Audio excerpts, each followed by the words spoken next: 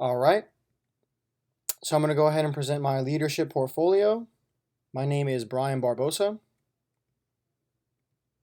And for this, I went ahead and watched the podcast or the video on YouTube that was named Music Industry Profile Entertainment Attorney Wallace Collins. Some of the things that he went over in the video is that he's a lawyer based in New York. He also shared some advice about just the entertainment industry and how everything works. He also discussed the legal side of music, and he went ahead and talked about copyrights and many other things. However, my first concept that I really enjoyed that he talked about was don't sign anything unless it's autographed. Or, I apologize. Don't sign anything unless it's an autograph, and then also make sure that you always get your lawyer to read everything before you go ahead and sign a bad deal or contract. So he went ahead and just explained how there's many people that come to him and say, "Hey, I signed a bad deal. Is there any way I can get out of it?"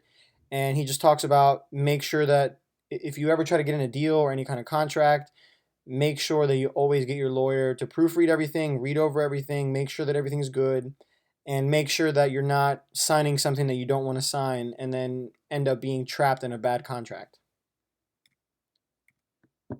The second concept was that the radio's main purpose is to provide commercials, which is one thing that I actually did not know. He said that without music, it would just be advertisements and commercials, and that music is a medium that is used to keep listeners on the air.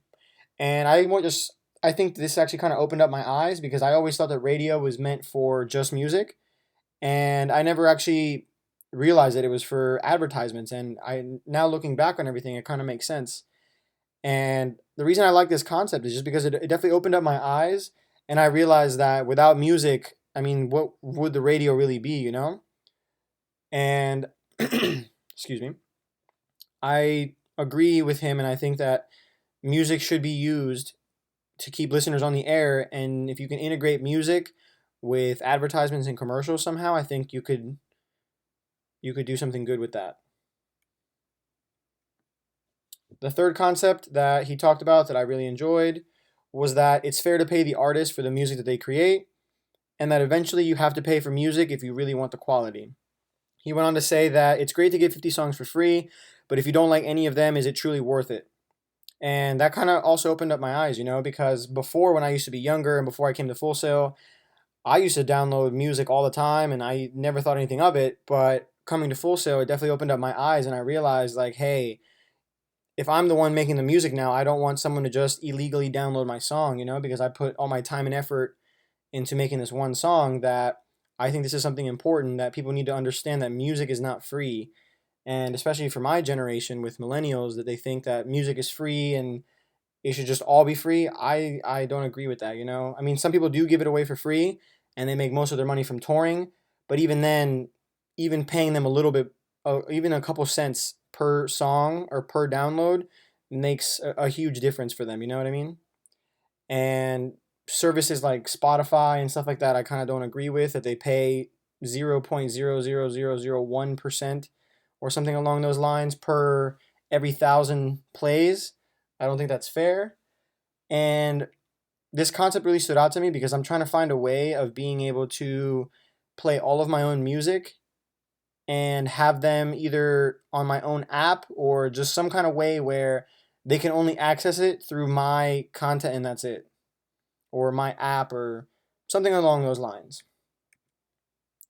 For my takeaways, I said before committing to a contract or even negotiating, I need to ensure that I contact a lawyer to read over all of the paperwork. And I think this is very important because I'm afraid that I'm the type of person that will read something over and over and over and it still doesn't make sense sometimes.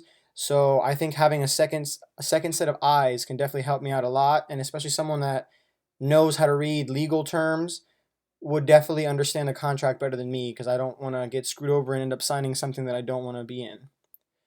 Also, if commercials always play on the radio, I need to find a way to integrate my music in commercials or even make music for commercials. And I think this is pretty cool because that's what we learned in my undergrad program, was how to make music for advertisements and stuff. And it was something that I actually kind of enjoyed and I thought it was kind of fun. And I think it would be great if I could have a song playing on the radio and then right after my song ends have my commercial playing. I don't know, I think that'd be kind of funny, but awesome at the same time. And then lastly, my last takeaway is that there is nothing wrong with charging for your music as a musician, artist, or DJ. People need to understand that it is your job and you need to make a living somehow. And that's something that he went on to talk about. And I mean, I totally agree with it. You know, I think if this is your job, you're dedicating your time to this, and people actually are enjoying your stuff, even if it's a dollar or pennies or something, as long as they're willing to pay something and support you, I think that there's nothing wrong with that. I think it's fair, you know, especially because he went on to talk about how in a grocery store you go in there and if he was just to give everything away for free, eventually there'd be nothing on the shelves. And that's what could happen with artists and musicians, you know. Eventually, if they're not getting paid for their music, eventually they're just going to say, you know what, I'm just not going to make any more music because no one's willing to pay for it. I'm just going to keep it to myself or something. I don't know. But I guess you get what I'm saying. Overall, though, I enjoyed this podcast. I thought it was a great video. He went on to talk about more information, but these were my three main takeaways.